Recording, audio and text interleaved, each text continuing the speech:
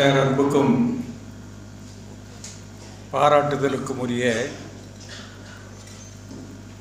பொள்ளாச்சி இலக்கிய வட்டத்தை வழிநடத்தி கொண்டிருக்கின்ற கவிஞர் அம்சப்பிரியா அவர்களே, கவிஞர் கோபாலன் அவர்களே,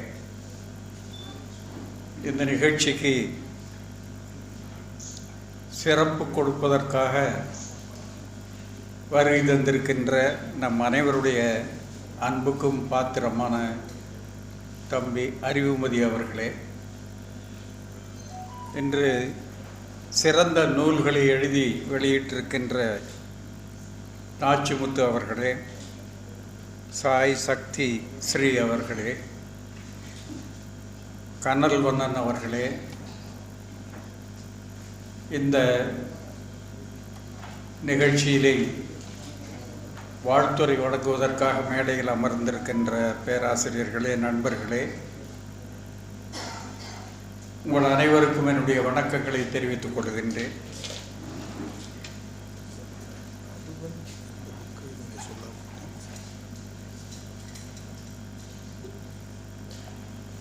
இந்த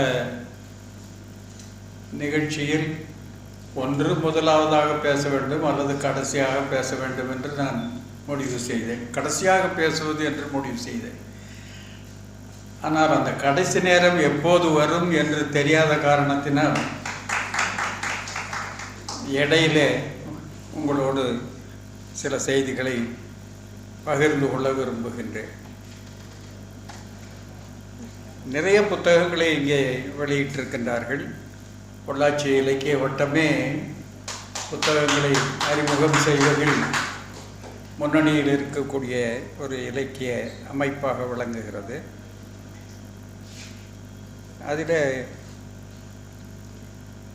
தீரா மொழிகள் என்று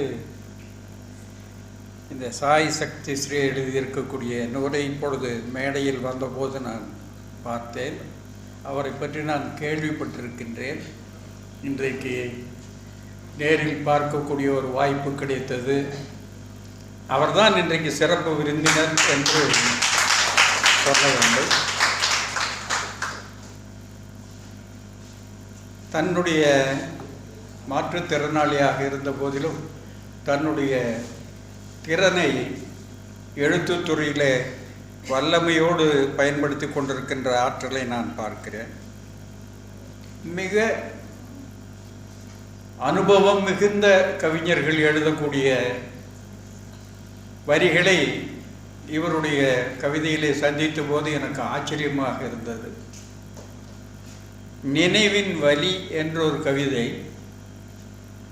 உயிரின் நுனியில் பள்ளம் தோண்டி, அப்போ நின்று நிதானித்து யோசித்து அந்த வரியை விட்டு அந்த பக்கம் போக முடியாதபடி செய்திருக்கிறார். இந்த வரியில் உயிரின் நுனியில் பள்ளம் தோண்டி நினைவின் வலியை நீராய் ஊற்றி, அந்த பள்ளத்தில் நினைவின் வலியை நீராய் ஊற்றி ஆழம் சென்று தற்கொலை செய்தது காதல் என்று ஒரு சின்ன கவிதை. அந்த கவிதைக்கு பயன்படுத்தி இருக்கக்கூடிய சொற்கள் அந்த தோல்வியுற்ற காதலினுடைய கடுமை எவ்வளவு என்பதை பற்றிய அந்த சொற்கள் அவ்வளவு தூரம் ஆழம் வாய்ந்தவையாக அமைந்திருக்க பார்க்கிறோம்.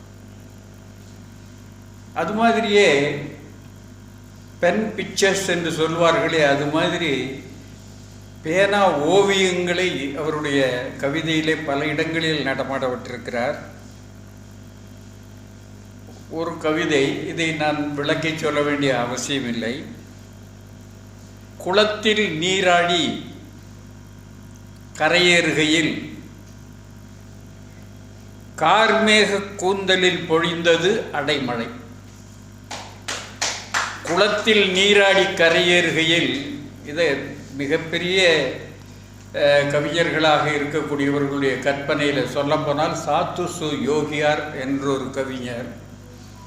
அந்த சாத்து சு யோகியார் அந்த மாதிரியான கவிஞர்களை எல்லாம் இப்பொழுது யாரும் ஞாபகம் வைத்துக் கொள்வதில்லை. நிகரற்ற திறன் படைத்தவர்களாக விளங்கிய புதுக்கவிதைக்கும் பாரதிதாசன் கவிதைக்கும் இடையில் வந்தவர்கள் இவர்களெல்லாம். இவர்களையெல்லாம் இப்பொழுது யாரும் நினைவில் வைத்துக் கொள்வதில்லை, மறந்து போய்விட்டார்கள். ஆனால் மறக்கக்கூடாதவர்களாக இருக்கக்கூடியவர்களிலே ஒருவர் சாத்துசு யோகியார். அவர் மக்தலனா மேரி என்ற ஒரு கவிதை எழுதியிருக்கிறார், மகதலனா மரியம் என்று ஒரு கவிதை எழுதியிருக்கிறார். அது மலையாளத்தில் வள்ளத்தோள் என்ற கவிஞர் மக்தலனா மரியம் என்று ஒரு கவிதை எழுதியிருக்கிறார். அதை ஒரு மலையாள நண்பர் சொல்ல அதை கேட்ட பிறகு இவருக்கும் அதை எழுத வேண்டும் என்று தோன்றியதனால் மக்தலனா மேரியை பற்றி எழுதியிருக்கிறார். இயேசுவின் காலத்தில் வாழ்ந்த அந்த பெண்ணை பற்றி. அந்த பெண் பேரழகி. அந்த பேரழகியினுடைய கூந்தலையும் சொல்லுகிற பொழுது அவளுடைய பேரழகி மட்டுமல்ல, பெரும் செல்வமும் உடையவள். அதனால் பன்னீரிலேயே குளிக்கிறாள். அவளுடைய கூந்தலிலிருந்து பன்னீர் சொட்டி கீழே விழுகிறது. கீழே விழுகிற பொழுது சொட்டு சொட்டாக விழுகிறது. கவிஞர் சொல்லுகிறார், அந்த அழகான மேனியை விட்டு பிரிய முடியாமல் கண்ணீர் விட்டு கொண்டே இருக்கிறது. அந்த கூந்தல் கண்ணீர் விட்டு கொண்டே இருக்கிறது, அந்த பன்னீர் கண்ணீர் விட்டு கொண்டே இருக்கிறதுன்னு சொல்லுவார். இப்போ நீங்கள் இந்த கவிதையை லேசாக கடந்து போய்விட்டீர்கள். மறுபடியும் நான் சொல்லுகிறேன். குளத்தில் நீராடுகிறாள் ஒரு பெண், கரையேறுகிறாள். கரையேறுகிற பொழுது அந்த கூந்தலிலிருந்து ஒரு மழை பெய்கிறது என்று சொல்லுகிறார். நிச்சயமாக குளித்து விட்டு வருகிற பெண்ணினுடைய கூந்தலிலிருந்து தண்ணீர் சொட்டும். அதை மழை என்று குறிப்பிடுகிறார், அடைமழை என்று குறிப்பிடுகிறார். அதுக்கு பொருத்தமாக கூந்தலை கார்மேகம்னு சொல்கிறார். அங்கே தான் அந்த கவிதையினுடைய அழகு. கார்மேக கூந்தலில் பொழிந்தது அடைமழை என்று சொல்லுகிற போது அந்த கவிதையினுடைய முழு அழகும் வந்து சேர்ந்து விடுவதை பார்க்குறோம். இப்படி எண்ணற்ற சித்திரங்களை அவர் எழுதியிருக்கிறார். இன்னும் ஒரு கவிதையை அதிலிருந்து அவருக்கு மரியாதை செலுத்த வேண்டியது கடமை என்பதனால் நான் அந்த கவிதைகளை வாசிக்கின்றேன். ஏக்கம் என்ற ஒரு கவிதை. அந்த கவிதையை படிக்கிற பொழுது இங்கேயே பல பேர் நண்பர்கள் இருக்கிறார்கள். அவருடைய பிள்ளைகள் எல்லாம் வெளிநாட்டில் இருக்கிறார்கள். அந்த வெளிநாட்டில் இருக்கிற குழந்தைகளை பற்றி நம்ம என்ன சொல்ல முடியும்? நல்ல வேலை என்று அங்கே போய் இருக்கின்றார்கள். ஆனால் திரும்பி வருவதற்கு பல சங்கடங்கள் இருக்கின்றன. பெற்றோர்களோ எப்பொழுது திரும்பி வருவார்கள் என்று காத்திருக்கிறார்கள். அப்படி ஒரு நினைவை உண்டு பண்ணக்கூடிய கவிதை இது. அதுதான் ஏக்கம் என்று தலைப்பிலே அமைந்திருக்கிறது. இருப்பு கொள்ளாமல் உலாவி கொண்டிருந்தாள் பாட்டி. இருப்பு கொள்ளாமல் உலாவி கொண்டிருந்தாள் பாட்டி. அவசரமாக வீட்டை பெருக்கியவள் தடபுடலாக சமையலில் இறங்கினாள். அவளுடைய அவசரத்தையும் நிலை குலைந்து போய் நடமாடி கொண்டிருக்கிறதையும் இந்த வரிகளிலே படம் பிடிக்கிறார். இருப்பு கொள்ளாமல் உலாவி கொண்டிருந்தாள் பாட்டி. அவசரமாக வீட்டை பெருக்கியவள் தடபுடலாக சமையலில் இறங்கினாள். அவசரம்தான், ஆனால் சமையல் ரொம்ப தடபுடலாக இருந்தது. கறி சோறுன்னா நன்றாக சாப்பிடுவான் என்றவாறு ருசி பார்த்தாள். அவன் அங்கே போயிருக்கிறானே, அவன் கரிசோறு நன்றாக சாப்பிடுவான் என்று ருசி பார்த்தாள். பரிமாறிக்கொண்டிருக்கிறாள். பிள்ளை இங்கு இல்லை, பரிமாறிக்கொண்டிருக்கிறாள். பிள்ளைகள் வெளிநாட்டில் இருப்பதால் தான் செல்லமாக வளர்த்த நாய்க்கு பரிமாறி அந்த சுவையை தானும் ருசி பார்த்து வேறு வழியில்லை என்ற நிலையிலே அந்த பாட்டியினுடைய துயரத்தை இந்த கவிதையிலே படம் பிடிக்கிறார். ஏக்கம் என்று இதற்கு தலைப்பு வைத்திருக்கிறார். இப்படி நல்ல கவிதைகளை தந்த அவருக்கு உங்கள் அனைவரின் சார்பாகவும் பாராட்டுக்களை தெரிவித்துக் கொள்கிறேன். அப்புறம் இரண்டடி என்ற அந்த குறள் வெண்பாவில் எழுதியிருக்கக்கூடிய கவிதைகள். அதில் முன்னாலேயே நிறைய பேர் அந்த கவிதையை பாராட்டி எழுதியிருக்கிறார்கள். இப்போ எனக்கு முன்னால் பேசிய மீனாட்சி சுந்தரம், அதே மாதிரி ஈரோட்டு கவிஞர், திருப்பூர் கவிஞர் மகுடேஸ்வரன், பாவலர் அறிவுமதி எல்லாருமே நிறைய பாராட்டுக்களை இந்த நூலுக்கு தந்திருக்கிறார்கள். குறள் வெண்பாவிலே எழுதப்பட்டது. அதற்கே ஒரு பாராட்டு சொல்ல வேண்டும். ஏனென்றால் பல பேர் வெளிநாட்டிலிருந்து வந்த ஹைக்கூ என்ற வடிவம் உயர்ந்தது என்று கருதி அதை பின்பற்றி கொண்டிருக்கிற பொழுது நம்ம நாட்டிலேயே ஹைக்கூ விட சுருக்கமான கவிதை இருக்கிறது என்று குறளை உதாரணமாக வைத்து எழுதியிருக்கிறார் நண்பர் கனல்வனன். அப்படி எழுதுகிற பொழுது, என்னப்பா திருவள்ளுவரே திருக்குறள் எழுதியிருக்கிற போது உனக்கு எதுக்கு திருக்குறள் எழுதுகிற வேலை என்று நாம் கேட்போம் அல்லவா? ஆகவே அதற்கு அவர் பதில் சொல்லுகிறார், முப்பால் இதுவல்ல வள்ளுவனும் நான் அல்ல, முப்பால் இதுவல்ல வள்ளுவனும் நான் அல்ல, ஒப்பு யார் செய்தாலும் தப்பு என்று சொல்லியிருக்கிறார். ஒப்பு யார் செய்தாலும் தப்பு, ஆனாலும் நான் குறள் என்ற வடிவத்திலே ஈடுபாடு உடையவனாக இருக்கிறேன். அதனால் அதை விடவும் முடியவில்லை. என்னை வள்ளுவரோடு ஒப்பிடாதீர்கள், ஆனால் நான் குறள் எழுதுவேன். எப்படி எழுதுவேன்? 2000 குறள் யாத்து. இப்போ 270 குறள்னு சொன்னார். 2000 குறள் யாத்து இயல் பகுத்து ஓரிரு நூல் செய்வேனோ நான்.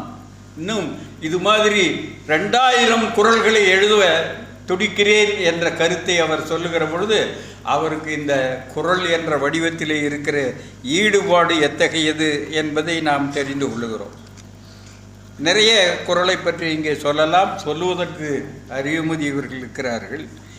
ஆகவே 1-2 என் கண்ணில் பட்ட செய்திகளை மட்டும் நான் இங்கே குறிப்பிட்டு சொல்ல வருகிறேன். இந்த குறள் வெண்பாக்களிலே எல்லா விஷயங்களையும் சொல்லியிருக்கிறார். அறிவியலை சொல்லியிருக்கிறார், ஆன்மீகத்துக்கு எதிரான வன்மையான கண்டனங்களை வேறு தெரிவித்திருக்கிறார், வாழ்வியலின் பல கூறுகளை எடுத்து காட்டியிருக்கிறார். இப்படியெல்லாம் செய்திருக்கின்றார். ஒரு குறளிலே சொல்லுகிறார், மானுடர் கொள்ள புகழ் போதும் போதாதோ மீனுக்கு தூண்டில் புழு. மானுடர் கொள்ள புகழ் போதும். மீனை பிடிக்கிறதுக்கு என்ன செய்வார்கள்? தூண்டிலே புழுவை வைப்பார்கள். மனிதனை பிடிப்பதற்கு என்ன செய்வார்கள்? புகழ்மொழிகளை சொல்லுவார்கள். மனிதர்களுக்கு புகழ்மொழிகளே தூண்டில் புழுவாக இருக்கின்றன என்ற கருத்தை மானுடர் கொள்ள புகழ் போதும் போதாதோ மீனுக்கு தூண்டில் புழு. எனக்கு இதை படித்த உடனே ஞாபகம் வந்தது, நான் பார்த்தசாரதி என்னுடைய ஞாபகம் வந்தது. அவர் தன்னுடைய நாவல்களில் ஒன்றில் குறிப்பிட்டிருக்கின்றார், அந்த புகழ்மொழிகள் இருக்கிறதே, ஒருவருக்கொருவர் புகழ்ந்து பேசுகிற மொழிகள், அந்த புகழ்மொழிகள் என்பது மனித மனதை திறக்கும் கள்ளச்சாவி என்று சொல்லியிருக்கிறார். புகழ்மொழிகள் மனித மனத்தை திறக்கும் கள்ளச்சாவி. இந்த குறளை படித்த உடனே எனக்கு நான் பார்த்தசாரதியினுடைய அந்த செய்தி ஞாபகம் வந்தது. இதுபோல இயற்கையிலே காணக்கூடிய நுட்பங்களை தலை தாழ்த்தி நிற்பதேன் பூக்களே மொட்டு தலை நிமிர்ந்து நிற்கின்ற போது என்று இயற்கையின் மூலமாக ஒரு பாடத்தை எடுத்து சொல்லக்கூடிய செய்தியையும் பார்க்கின்றோம். பெண்களின் முகத்தை நிலா என்று சொல்லுகின்ற கருத்து எல்லாருக்கும் தெரிஞ்ச கருத்து தான். இன்றைக்கும் நாம் நிலா முகம்னு தான் சொல்லிட்டு இருக்கோம். ஏன்னா நாம் உடனடியாக நிலாவுக்கு போவதில்லை என்ற காரணத்தினால் நிலாமுகம் என்று சொல்லி கொண்டிருக்கிறோம். இங்கிருந்து காண எழிலே நிலாமுகம், அங்கு போனால் மேடு பள்ளம் என்று எழுதுகிறார். இங்கிருந்து காண எழிலே நிலாமுகம், அங்கு போனால் மேடு பள்ளம். நான் என்னுடைய சின்ன வயதில் எழுதின ஒரு கவிதையிலே நிலாவுக்கு போவது பற்றியெல்லாம் அந்த சிந்தனை இல்லாத காலத்தில் நான் அதை எழுதினேன்.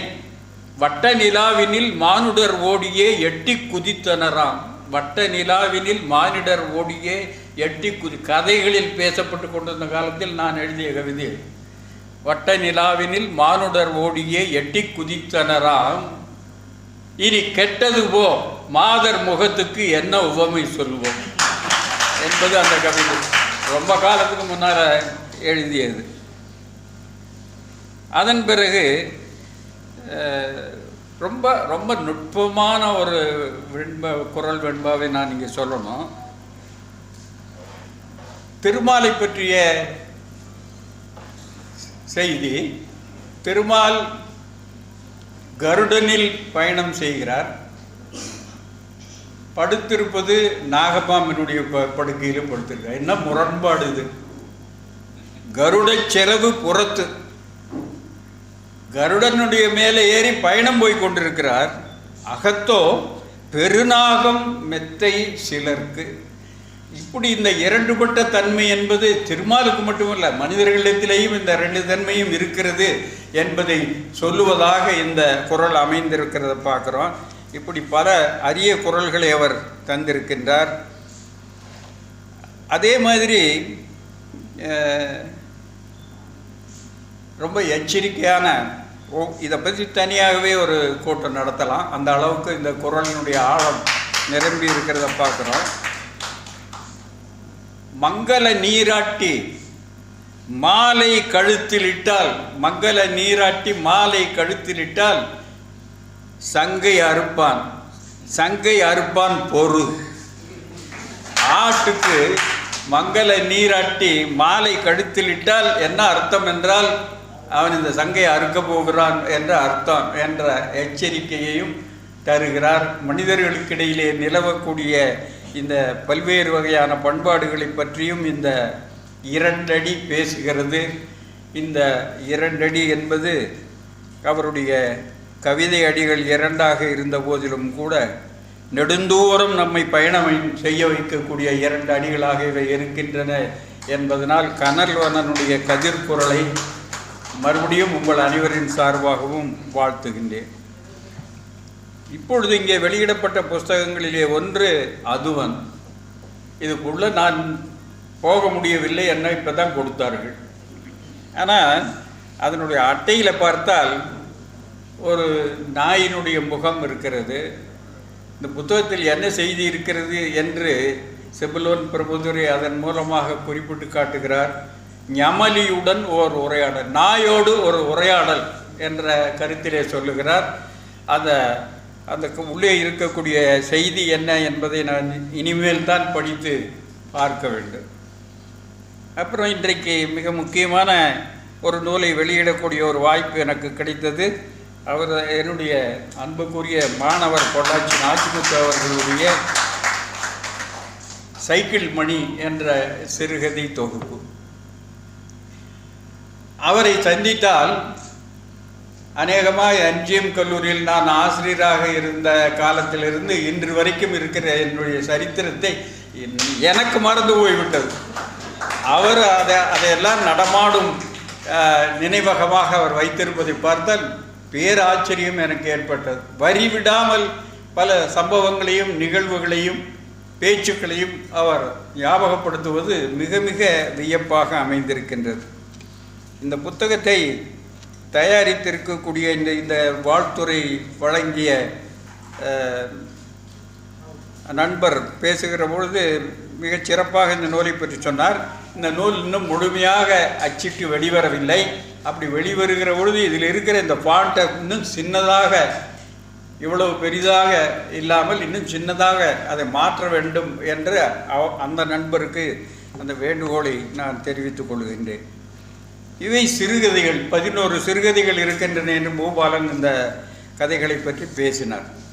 இந்த 11 சிறுகதைகளும் எல்லார் வாழ்க்கையிலும் நிகழக்கூடியவை தான். எதுவும் அந்நியமானதல்ல, எதுவும் வெறும் கற்பனையாக அமைந்திருக்கக்கூடிய கதைகள் அல்ல. எல்லா கதைகளுமே நம்முடைய வாழ்க்கையில் நிகழக்கூடிய எளிய செய்திகளாக அமைந்திருக்கின்றன. இந்த கதைகள் பார்த்தவுடனே எனக்கு பிடித்து போனதுக்கு காரணம் இந்த நூலினுடைய தலைப்பு தான். சைக்கிள் மணி என்று கொடுத்திருக்கிறார். பல பேர் இதை படித்த உடனே என்ன நினைப்பார்கள், சைக்கிளில் இருக்கிற மணி என்று நினைத்து கொள்வார்கள். சைக்கிள் பழக்கிவிட்ட மணி, அந்த மணிங்கிற அந்த பாத்திரத்தை பற்றி தான் சைக்கிள் மணி என்று 2 பொருளும் வரும்படியாக சொல்லியிருக்கிறார். அதிலே ஒரு சிலேடை நயத்தையும் வைத்திருக்கிறார், சைக்கிள் மணி. ரெண்டாவது, அந்த சைக்கிள் மணி என்ற அந்த நூலை பார்த்த உடனே பிடித்து போனதுக்கு காரணம், எனக்கு சைக்கிள் ஓட்ட தெரியாது. சைக்கிள் ஓட்டுவதற்காக நான் செய்த முயற்சிகள் எல்லாம் எங்கள் கிராமத்திலிருந்து பொள்ளாச்சிக்கு வந்து அம்பராம்பாளையத்துக்கு வந்து திரும்பி போகிற பொழுது பஸ்ஸிலோ அல்லது கட்டை வண்டியிலோ மோதிக்கொள்ளாமல் தப்பித்து இப்படியெல்லாம் சைக்கிள் பழகி கடைசி வரைக்கும் சைக்கிள் பழகவே முடியாமல் போனது.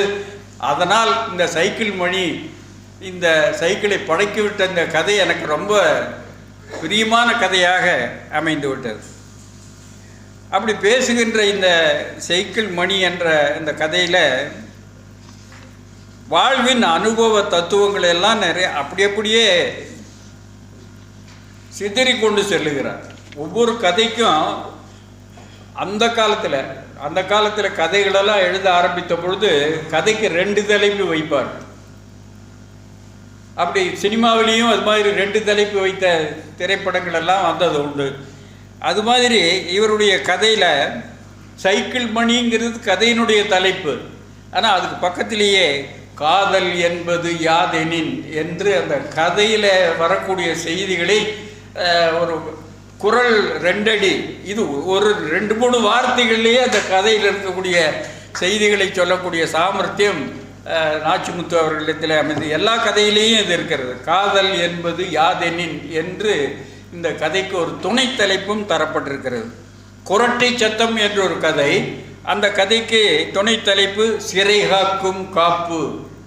திருக்குறளிலே வருகிற சிறை காக்கும் காப்பு என்ற அந்த கதைக்குள்ளே முக்கியமான ஒரு விஷயம் இருக்கிறது என்பதனால் சிறை காக்கும் காப்பு. சாக்காடு என்ற கதை, அதுக்கு பக்கத்தில் இருக்கிற துணை தலைப்பு பறந்து கெடுக. மறுபடியும் திருக்குறள் பறந்து கெடுக என்று குறிப்பிடுகிறார். கதையினுடைய சாராம்சம் என்னவோ அதை இந்த துணை தலைப்புகள் மிகவும் அற்புதமாகவும் அருமையாகவும் எடுத்துக்காட்டி விடுகின்றன. அப்போ காதல் என்பது யாதெனின் என்றால் சைக்கிள் கற்றுக்கொள்வதற்காக மணிங்கிறவர் துணையாக இருக்கிறார் இவருக்கு. இந்த மணி என்பவர் அந்த சைக்கிள் ஓட்டுவதற்கு பழக்குகிற பொழுது அதை சொல்ல வருகிறவர் எப்படி நம்முடைய காலத்தையும் எட்டி பார்க்கிறார் என்றால், அப்போதெல்லாம் சிறு பையன்களின் பையல் பருவத்திலேயே முக்கியமானது சைக்கிள் ஓட்ட கற்றுக்கொள்வது. இப்போது சிறுமிகளுக்கும் அப்படித்தான். 10 வயதுக்குள் சைக்கிள் ஓட்ட நன்கு பழகி அதில் இன்டர்நேஷ்னல் அளவில் லைசன்ஸ் ஏதாவது இருந்தால் அதில் தேருமளவு விற்பனர்களாகி விடுகிறார்கள். அதுவும் முதல் முயற்சியிலேயே தேருமளவு பெண்கள் பல படிகள் மேலே போய் ஆகாயத்து உலாவ துவங்கி பல்லாண்டுகள் ஆகிவிட்டன. பெண்கள் சைக்கிள் ஓட்டுவதை பற்றி அவருடைய சொந்த அபிப்பிராயம் அப்படி இருக்கிறது. அப்போது சைக்கிள் ஓட்ட தெரியாத பயல்கள் அபூர்வம். இப்போது ரோட்டில் சைக்கிள்களே காணப்படுவதில்லை. சிறு பையன்கள் கூட பைக் ஓட்டுகிறார்கள். அது எப்படி ஓட்டுகிறார்கள்? சமயத்தில் ஓட்டுகிறார்களா இல்லை பைக்கால் ஓட்டப்படுகிறார்களா என்று தெரியவில்லை என்று பேசுகிறார். சமயத்தில் ஓட்டுகிறார்களா இல்லை பைக்கால் ஓட்டப்படுகிறார்களா என்பதே தெரிவதில்லை. அப்போ 2 காலத்தையும், தான் கதை சொல்லுகிற காலத்தையும் நிகழ்காலத்தையும் சேர்த்து சொல்லி கொண்டு போகின்றார். அப்போ வீட்டில் பெரியவர்கள் இவரை வெளியே போக விடாமல் தடுத்து விடுகிறார்கள். வெளியே போகாதே என்று வீட்டில் இருக்கிற பெரியவர்கள் இந்த சிறுவனை கட்டி போடு, அவன் கோவேறு கழுதை ஊர் சுற்ற போய் விடுவான் என்று சொல்லுவார்களாம். இவருக்கு என்ன சந்தேகம்? கோவேறு கழுதைன்னா என்ன? கோவேறு கழுதை என்னவென்று பார்த்ததே கிடையாது, பார்த்ததும் இல்லை. உங்களுக்கு தெரிந்திருக்குமோ என்னவோ என்று வாசகர்களாகிய உங்களிடத்தில் கேட்கிறார். கோவேறு கழுதைன்னு என்னை திட்டிருக்கிறாங்க, உங்களுக்கு ஏதாவது அதை பற்றி தெரியுமா? ஆனால் சென்ற தலைமுறையில் பொள்ளாச்சியை சேர்ந்தவர்களுக்கு கோவேறு கழுதை தெரிந்திருக்கும். 2வது உலகப் போர் காலத்தில் நம்முடைய பக்கத்தில் உலகப் போருக்கு அனுப்பி வைப்பதற்கான மிலிட்ரி கேந்திரங்கள் இங்கே இருந்தன. நிறைய ஆயிரக்கணக்கான இந்திய படை வீரர்கள் இங்கே குவித்து வைக்கப்பட்டிருந்தார்கள். பல கேம்புகள் இங்கே இருந்தன. அந்த கேம்புகளில் மிக முக்கியமான ஒரு பகுதி குதிரைப்படை. குதிரைப்படையும் இங்கே இருந்தது. அது குதிரைப்படை அல்ல, கோவேறு கழுதைப்படை. கோவேறு கழுதை என்பது கழுத மாதிரி இருக்காது, குதிரை மாதிரி இருக்கும். குதிரை போலவே வாட்ட சாட்டமாக உயரமாக இருக்கும். பல பேர் குதிரை என்று வாங்கி கொண்டு போய் அப்புறம் கோவேறு கழுதை என்று சொன்னதுக்கு பிறகு இது கழுதையா என்று நினைத்து பார்ப்பார்கள். ஆனால் அது குதிரை மாதிரியே இருக்கும். அதனால் கோவேறு கழுதை என்றால் என்னவென்று தெரியவில்லை என்று அவர் குறிப்பிடுவது, அவர் அந்த காலத்தில் சின்ன குழந்தையாக இருந்திருக்கக்கூடும் என்பதனால் அவர் அதை அறிந்திருக்கவில்லை. ஆனால் என்ன சொல்கிறாரு, நான் பெரியவனானதும் மேற்படி ஸ்பெஷல் கழுதைகளை பார்க்காவிட்டாலும், கோவேறு கழுதை ஸ்பெஷல் கழுதைன்னு சொல்கிறார், ஏகதேசம் அதன் பெயரின் அர்த்தத்தை கண்டுபிடித்து விட்டேன். வாசகர்களை எப்படி ஏமாத்துறாருன்னு பாருங்க. பெரியவனான உடனே ஏகதேசமாக கோவேறு கழுதை என்ற சொல்லினுடைய அர்த்தத்தை கண்டுபிடித்து விட்டேன். ஓ, சொல்ல போறாருன்னு நீங்க நினைக்கிறீங்க. அடுத்த வரியில் என்ன சொல்றார், அப்புறமாக நினைவு வைத்திருந்தால் உங்களுக்கு சொல்லுகிறேன். எனவே இந்த தந்திரங்களை எல்லாம் இவர் உத்திகளாக கதை சொல்வதிலே கடைபிடித்திருக்கிறார் என்பது மிகவும் முக்கியமானது.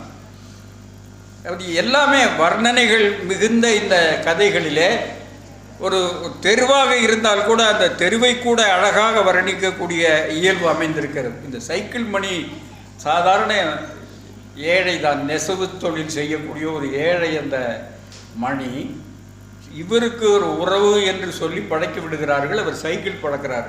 உங்களுக்கு சைக்கிள் பழகுவது மாதிரி ஒரு பெரிய அனுபவம் வாழ்க்கையில், சைக்கிள் பழகுவது என்ற ஒரு அனுபவத்தை மட்டும் ஒருத்தன் பெற்றிருந்தால் நாட்டையே ஆளக்கூடிய திறமை உடையவனாக மாறிவிடுவான். அவ்வளவு நெளிந்து வளைந்து எல்லா விதமான சாமர்த்தியங்களையும் பயன்படுத்தினால்தான் சைக்கிள் ஓட்ட முடியும். ஆகவே அந்த அனுபவங்களை நீங்கள் ஒவ்வொருவரும் அனுபவித்திருக்கக்கூடிய அந்த அனுபவங்களை எல்லாம் இந்த சைக்கிள் மணி என்ற இந்த கதை நமக்கு எடுத்துக்காட்டுகிறது. ஆனால் அது மட்டும் ஒரு சிறுகதை ஆசிரியனுக்கு போதுமானது அல்ல. அது ஒரு நகைச்சுவை எழுத்தாளருக்கு போதுமானதாக இருக்கும். ஆனால் அதுக்கு அப்பாலும் போகிறார் நாச்சிமுத்து. அந்த கதையை பழக்கிவிட்டு, அந்த சைக்கிளை பழக்குவதற்காக வந்த மணியினுடைய வாழ்க்கையில் இருக்கக்கூடிய ஒரு செய்தியை மிக அருமையாக எடுத்து சொல்லுகிறார். போகிற போக்கில் வழியிலே ஆடு மாடு மேய்த்து கொண்டிருக்கிறவர்கள், இது எப்படி அப்சர்வேஷன், ஒரு கூர்மையான பார்வை இந்த எழுத்தாளருக்கு இருக்கிறது என்றால், சிறுவர்கள் மாடுகளை மேய்த்து கொண்டிருப்பார்கள். நீங்களும் பார்த்துருக்கிறோம், நானும் பார்த்துருக்கிறோம். என்ன விசேஷம் சிறுவர்கள் மாடு மேய்த்து கொண்டிருப்பதில்லை? சிறுவர்கள் மாடுகளை சுதந்திரமாய் மேய விட்டு பல விளையாட்டுக்களை ஆடுவார்கள். எந்த வயதானாலும் எந்த சீதோஷ்ணமானாலும் தலைக்கு உருமால் கட்டியிருப்பார். இது அப்சர்வேஷன். அந்த சின்னஞ்சிறுவர்கள் உருமால் கட்டக்கூடிய வயசோ தேவையோ இல்லாதவர்கள் அப்படி ஒரு பழக்கத்தை மேற்கொண்டிருந்தார்கள் என்பதை அதை நினைவில் வைத்து கொண்டு எடுத்துக்காட்டக்கூடிய திறமை இந்த சிறுகதை ஆசிரியருக்கு அமைந்திருப்பதை பார்க்குறோம். இந்த சைக்கிளை ஓட்டிக்கொண்டே போகிற பொழுது அந்த வீதியிலே இருக்கக்கூடிய ஒரு இடத்துக்கு இவர்கள் போய் சேருகிறார்கள். அங்கே போனால் அங்கே அவருடைய காதலி ஒருத்தி இருக்கிறாள். அந்த பக்கத்தில் இந்த சைக்கிள் ஓட்டி கொண்டு போகிற அனுபவத்தை அவர் குறிப்பிட்டு சொல்லுகிறார். ஆனால் என்ன ஆகிறது, அந்த இடத்துல மாப்பிள்ளை மாமா என்று பேசிக்கொண்டிருக்கக்கூடியவர்கள் இவர்கள் சைக்கிள் பழக்குகிற மணியை மாமா என்று அழைக்கிறார். அந்த மாமா என்ன சொல்லுகிறார், நல்லா சைக்கிள் ஓட்டுற தம்பி என்று சொல்லிவிட்டு, மாப்பிள்ளை என்று சொல்லிவிட்டு, அத்தையே மிரண்டு போகிற மாதிரி சைக்கிள் ஓட்டுறையே என்று சொல்லுகிறார். அந்த பெண்ணு காதல் விழுகிற மாதிரி, அத்தையே மிரண்டு போகிற மாதிரி. இவ்வளவு அன்போடு காதலித்த அந்த காதல் கடைசியில் நிறைவேறாமல் போய் விடுகிறது என்பதைத்தான் இந்த கதை முடிவிலே சொல்லுகிறார். எனக்கு சைக்கிள் பயிற்றுவித்த பேராசானும் உலக வரலாற்றில் எந்த காதலுக்கும் ஈடு இணையற்ற காதலை தன் மனதில் பொசுக்கி காதலியை தங்கையாய் முழு மனதோடு ஏற்றவருமான மணி என்ற மானுடன் மறைந்து விட்டார் என்பதுதான் அந்த கதையினுடைய ஆரம்பம். மணி இறந்து போனார்ங்கிற செய்தியிலிருந்து கதை ஆரம்பித்து செல்லுகிறது. இவ்வாறு கதையை சொல்லுகிற பொழுது கதைக்குள் கதையாக பல கதைகளையும் அடுக்கி சொல்லக்கூடிய ஒரு திறமை நாச்சிமுத்து அவர்களுக்கு அமைந்திருப்பதை பார்க்குறோம்.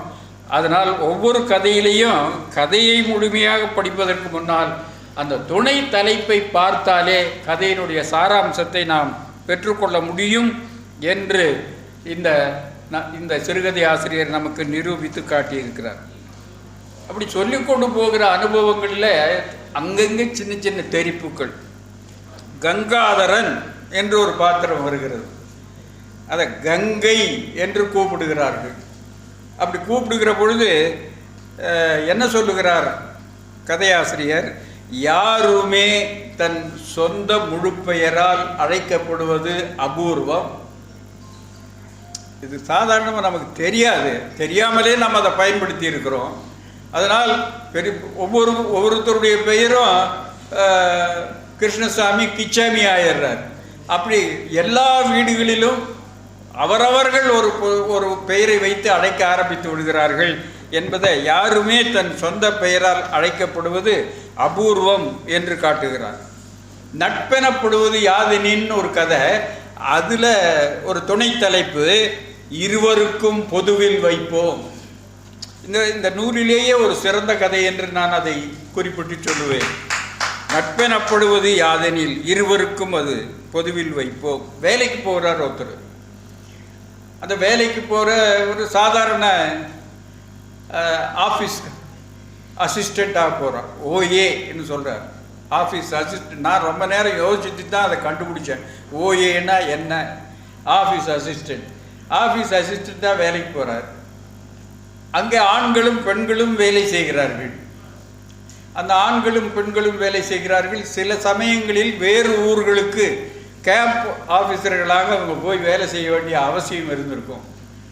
அப்போ ஒரு ஊருக்கு போகிறார்கள். அந்த ஆஃபீஸில் வேலை செய்யக்கூடிய ஆஃபீஸர்களாக இருக்கக்கூடிய ஆணும் பெண்ணும் இவர் உதவியாளராகவும் போகிறார். அந்த ஊருக்கு போனால் அங்கே ஒரு அறை தான் காலியாக இருக்கிறது. அந்த ஒரு அறை காலியாக இருக்கிறது. இவர் வேறு இடத்தில் தங்கிக்கிறாரு, ஆஃபீஸ் அசிஸ்டன்ட். அது பக்கத்திலேயே தங்கி கொள்கிறார். அவர்கள் ரெண்டு பேரும் ஒரே அறையில் தங்குகிறார்கள். ஒரே அறையில் தங்குகிற அவர்கள் இளம் வயதானவர்கள். இவருக்கு குறுகுறுப்பு, ஒரே அறையில் தங்கி இருக்கிறார்களே அப்படின்னு இவருக்கு தூக்கம் வர மாட்டேங்குது. அவர்கள் நன்றாக உறங்கி அடுத்த நாள் காலையில் எழுந்திருந்து வருகிற பொழுது ஆணுக்கும் பெண்ணுக்கும் இடையில் ஒரே அறையில் தூங்கினாலும் புனிதமான நட்பு என்பது எந்த பாதகத்தையும் ஏற்படுத்தாது என்பதுதான் நட்பெனப்படுவது யாதெனின் அதை இருவருக்கும் பொதுவில் வைப்போம் என்ற அந்த தலைப்பில் ஆணும் பெண்ணும் நண்பர்களாக பழக முடியும். அது இந்த மேடையில் மிகவும் பொருத்தமானது. இளம் ஆணும் பெண்ணும் நண்பர்களாக இருக்க முடியும் என்பதை காட்டுவதற்காகத்தான் கவிஞர் அறிவுமதி நட்பு காலம் என்றே ஒரு நூல் எழுதினார். எனவே அதை நிரூபிப்பது போல் இந்த சிறுகதை அமைந்திருக்கிறது. இதுபோல் 11 கதைகள், மணிமணியான கதைகள். எனக்கு இருக்கிற ஒரே குறை, இது சின்ன எழுத்தில் அச்சிட வேண்டும் என்பது. புஸ்தகம் சின்னதாக போனாலும் பரவாயில்லை, சின்ன எழுத்தில் அச்சிடப்பட்டால் சின்ன எழுத்தில் வந்திருக்கக்கூடிய மிகச்சிறப்பான அரிய கதை என்று இன்னும் நன்றாக நான் இதனை பாராட்டுவேன் என்று தெரிவித்து, நாச்சிமுத்து அவர்களுக்கு இன்னும் பல நூல்களை, நல்ல அருமையான சிறுகதைகளை, உள்ளத்து உணர்வை உக்கிரமாக வெளிப்படுத்துவதற்கு சிறுகதையினால் தான் முடியும். அந்த சிறுகதைகளை படைக்க வேண்டும் என்று கேட்டுக்கொண்டு உங்கள் அனைவரின் சார்பாகவும் அவருக்கு வாழ்த்துக்களை வழங்கி மகிழ்கின்றேன்.